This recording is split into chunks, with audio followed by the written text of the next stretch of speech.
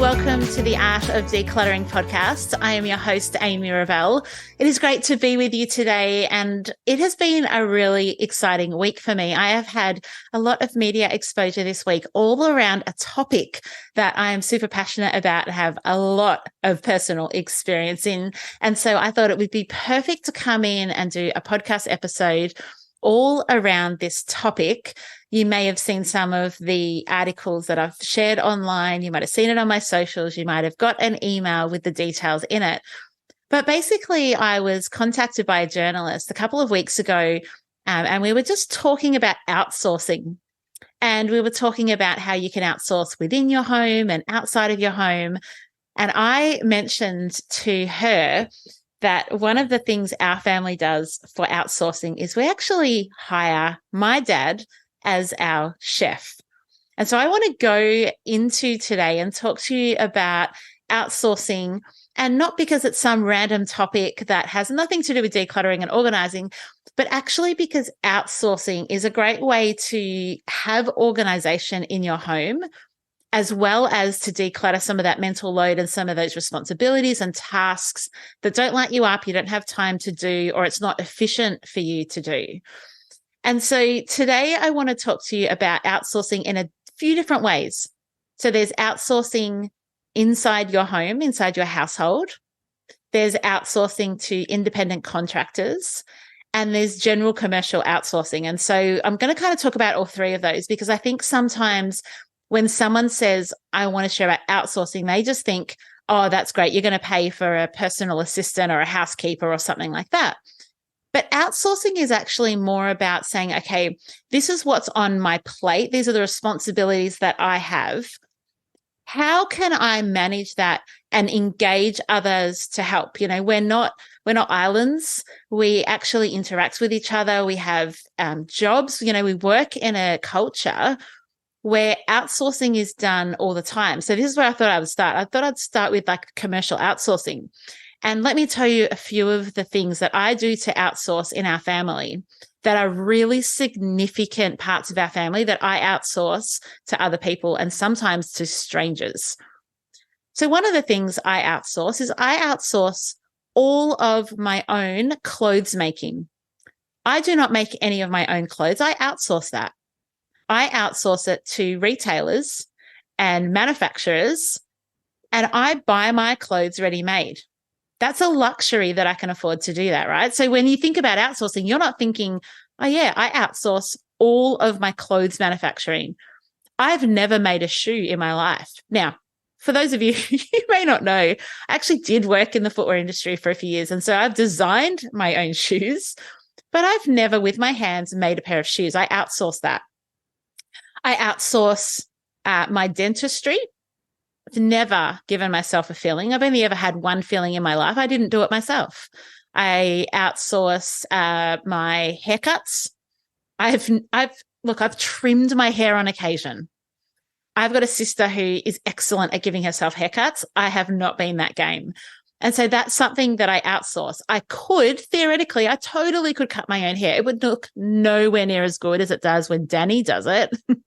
But I could outsource. I could do that myself, but I choose to outsource it. Something else that I choose to outsource is building my automobile. It would surprise you to know, did not make my own car. I outsourced it, and I purchased something that was already made. And I also outsourced the servicing of my car. I outsource the production of the petrol that goes into the car. Now, the difference with this commercial outsourcing is that it's coming into the market ready to be consumed. So I'm not personally hiring one other person to do that, but it is outsourcing. It's something that is a thing that I need in my life that I am choosing not to do that job myself, but to go for the value of paying for somebody else to do that. I also do it every time I go to the bakery and pick up a loaf of bread. I'm outsourcing baking bread. I can totally bake bread on my own. I have baked bread on my own. I don't bake bread on my own ever anymore. I outsource that to a baker. So one of the really big things is I outsource the education of my children. So my children, for, let me work it out, 30 hours a week outsourced. I outsource their education. So I don't outsource the children to the education department. But can you see how before we get all judgy about who outsources and that it's a privilege and all of that type of thing, we actually all choose to outsource. And I think the way that we decide what we're going to outsource is really that opportunity cost decision. So what is it going to cost me to outsource it? And what is it going to cost me to do it myself? So let's talk about education.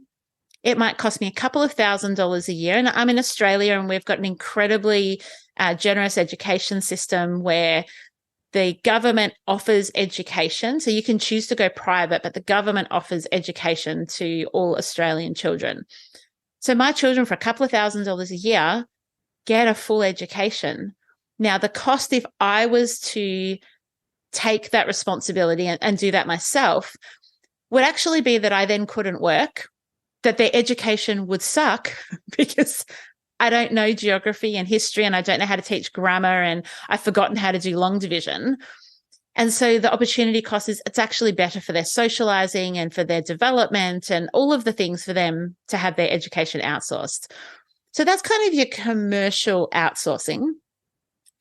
I want to then talk about your household outsourcing. And for me, this is really where outsourcing started because I think it's the most logical place for it to start. It's the easiest place for it to start. And there's high value in outsourcing starting in your family because if you're outsourcing to children, you're also training them up. You're equipping them, you're resourcing them, you're giving skills for when they become an adult. Some of the areas that we outsource as a family within, so that I outsource in terms of the household manager. So if we were to say, who's the CEO of the Revell family, I think everyone in my family would say, oh, that's mum, that's Amy.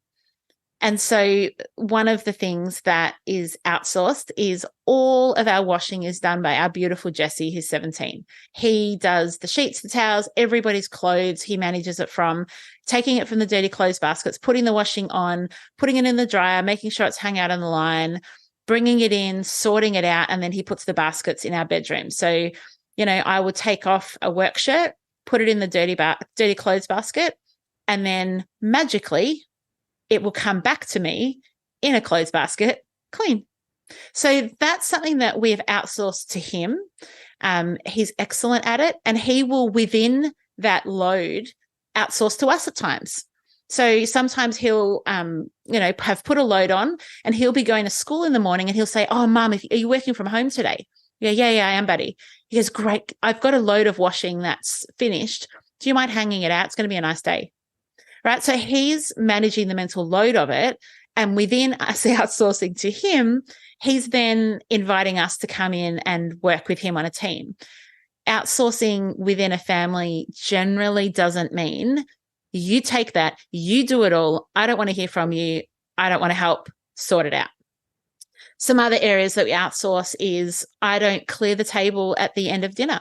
Elijah does that. He refills the water bottles. He takes all the dishes over. He empties anything into the compost. That's one of his responsibilities.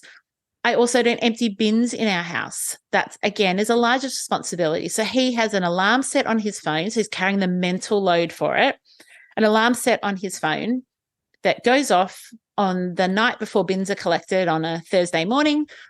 And he goes around, empties all the bins in the house, puts those into our council collected bins and wheels them out. And then once they're empty, he brings them back in.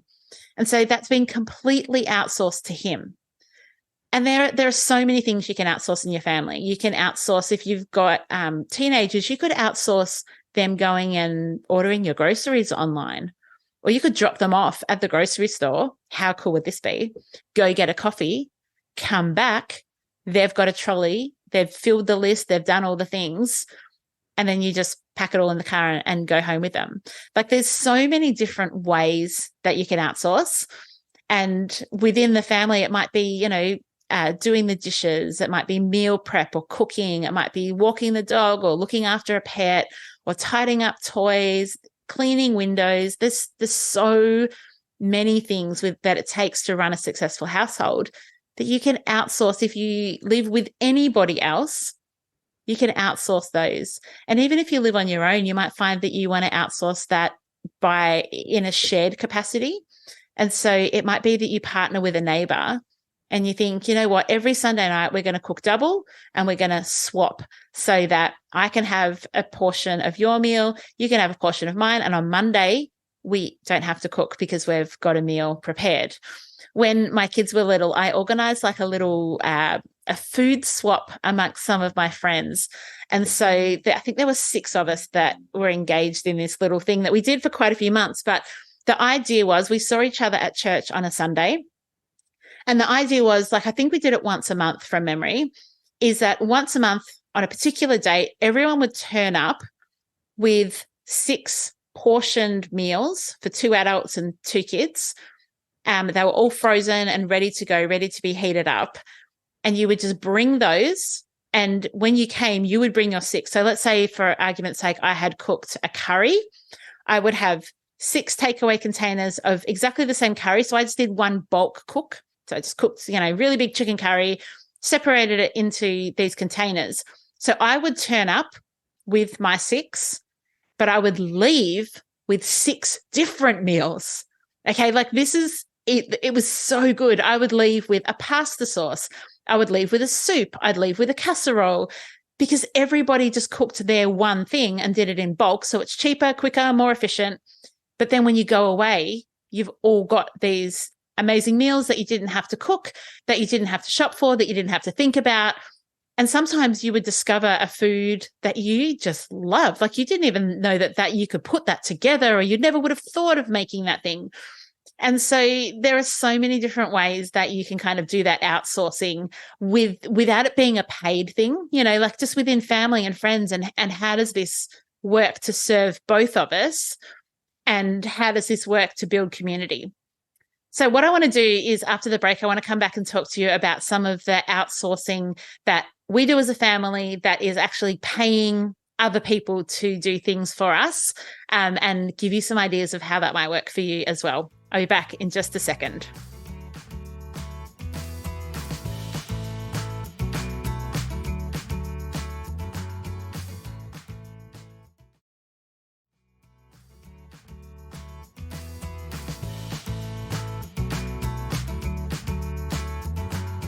Alrighty, so it is one of the great joys in my life that we get to have my dad cook for us.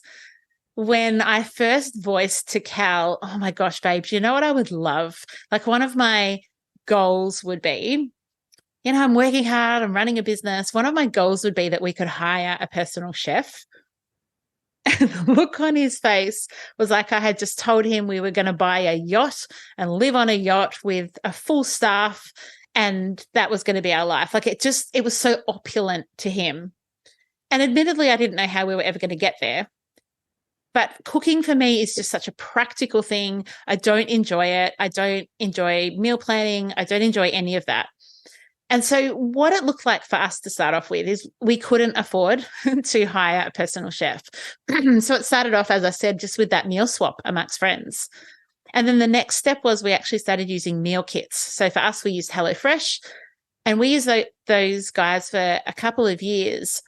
And for us, that was outsourcing. It was outsourcing the thinking, the planning, the prepping. And all you had to do was follow I used to call it the instructions, not a recipe, the instructions. And, 40 minutes later, there's your meal. So, that was outsourcing all of the things involved in the preparation for cooking. And we did that for quite a few years, and that was successful for us. Then we got to a point where Dad retired, and we just flagged the idea of like, hey, would you be open to maybe 1 or 2 nights a week cooking a meal for us? And we'd love to pay you to do that. But what we're after is we'd love you to be able to plan what to cook, do the shopping, cook it, and then we just come and pick it up. And he was like, yeah, let's give it a go. Fast forward, it's been 2 or 3 years. I can't quite remember. He cooks for us every night now. And that's what the article, and I'll post a link in the show notes so that you can have a look. the article came out in The Age in Melbourne. It was picked up by the Sydney Morning Herald. It's been picked up by The Guardian. It was picked up. This just made my day. I got a Google alert saying that the article had been picked up by the Greek Herald. And I felt like I had like Greek immigrant level, like superior unlocked. So I was so excited, and I sent it to Dad and said, "Oh my gosh, Dad, we've just appeared in the Greek Herald." And the headline was "Melbourne Woman Pays Her Greek Dad to Cook Their Family Meals." And like, it's just brought us so much joy to see that. And so that's how it works for us. The logistics are, I did a radio interview the other day, and the guy was trying to tease out of me, exactly how much do you pay your dad? And I was like, that's none of your business, because this is an arrangement between us that we have both agreed on. And if you're engaging in outsourcing, it has to be agreed on and work for both people. And so it works really well for us. We have a flat fee every week. So whether we have sirloin steaks, I don't even know if sirloin steak's a thing, but fillets, I know that's a thing, or whether we have pumpkin soup, it doesn't matter, because Dad's feeding us, and that's what we love. And so it doesn't matter, but he does everything to do with the meal. And he has learnt in the last couple of years how to bake. And so sometimes we get cookies, which don't last very long because they're just delicious.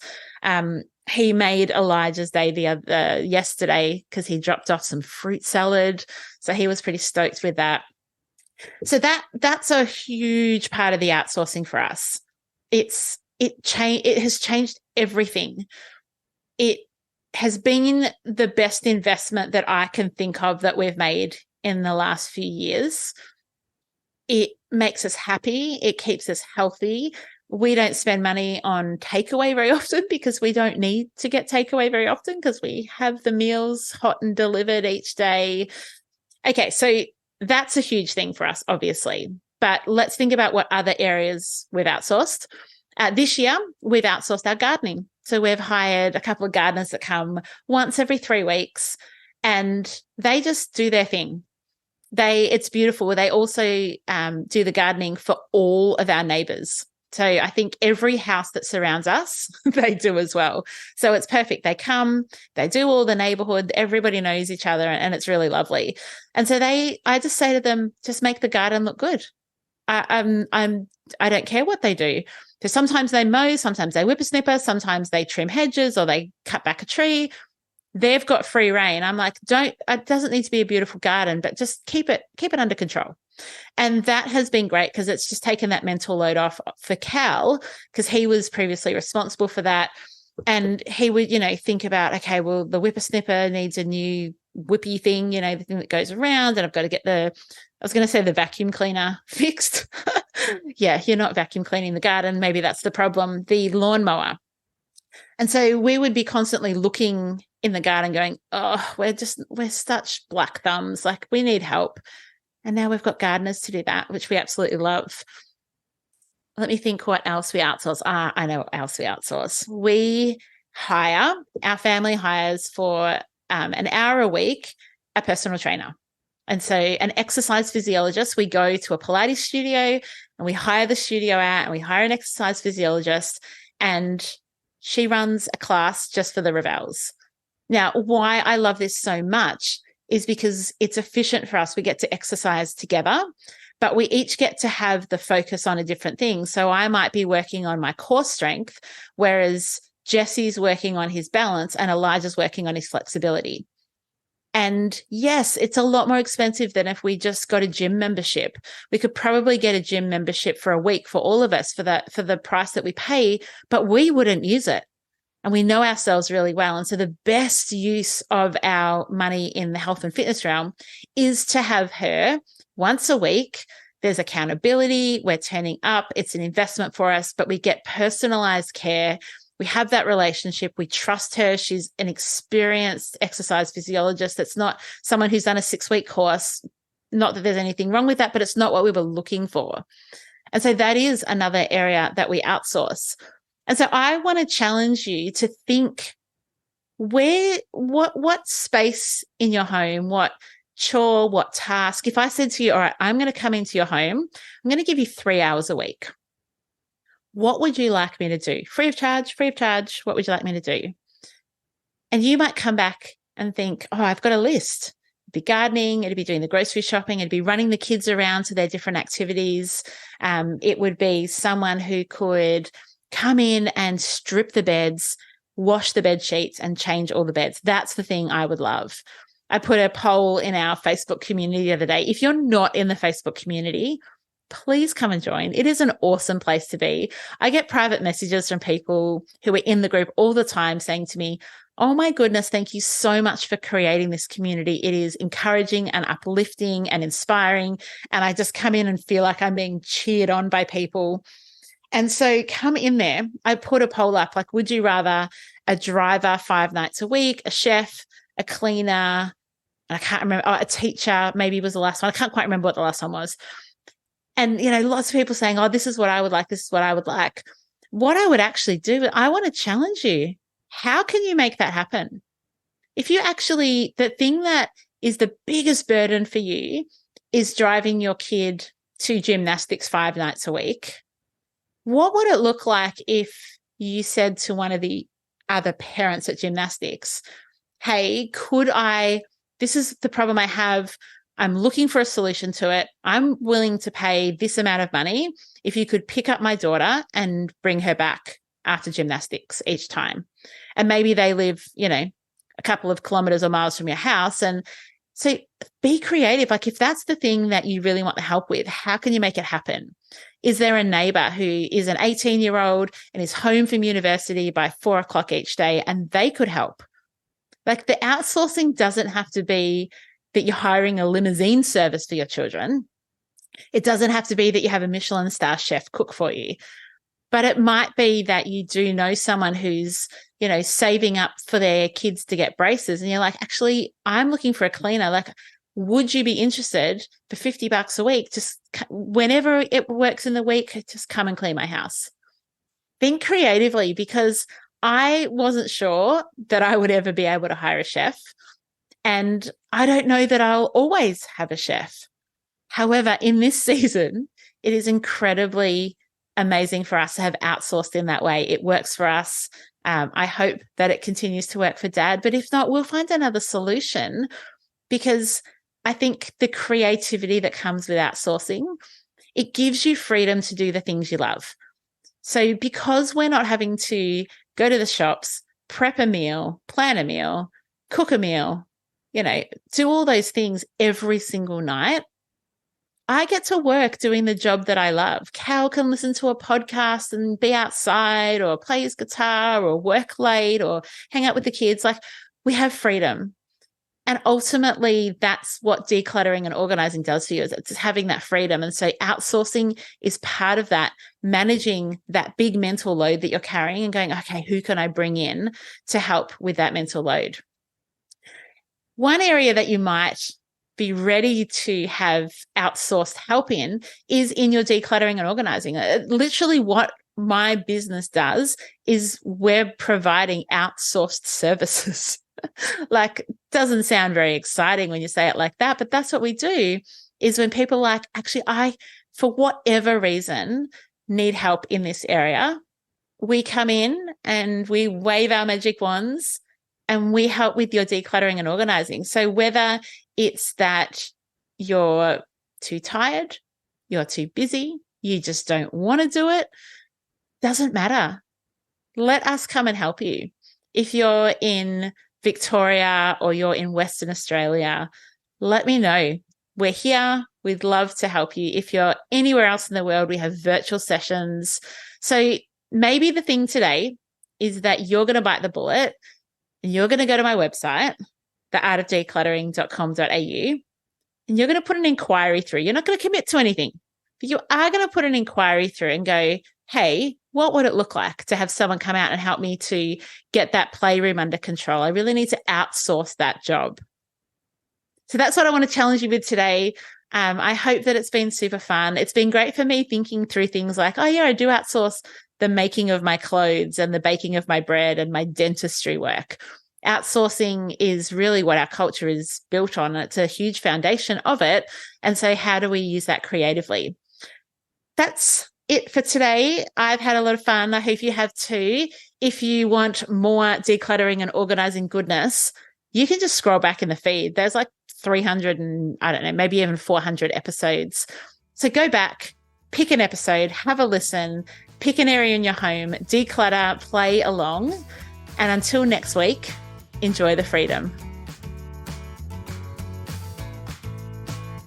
I would like to acknowledge the Wurundjeri people who are the traditional custodians of the land this podcast is recorded on. I would also like to pay respects to their elders, both past and present, of the Kulin Nation, and extend that respect to other Indigenous Australians. Thank you so much for joining me today. If you enjoyed today's episode, I would love you to rate and review the show on your podcast app. That will help others to find the Art of Decluttering podcast as well. If you'd like any more information, you can visit theartofdecluttering.com.au. And I would love to see you in my Facebook group. Just search the Art of Decluttering community on Facebook and join today. I hope that you have an incredible rest of your day and enjoy the freedom.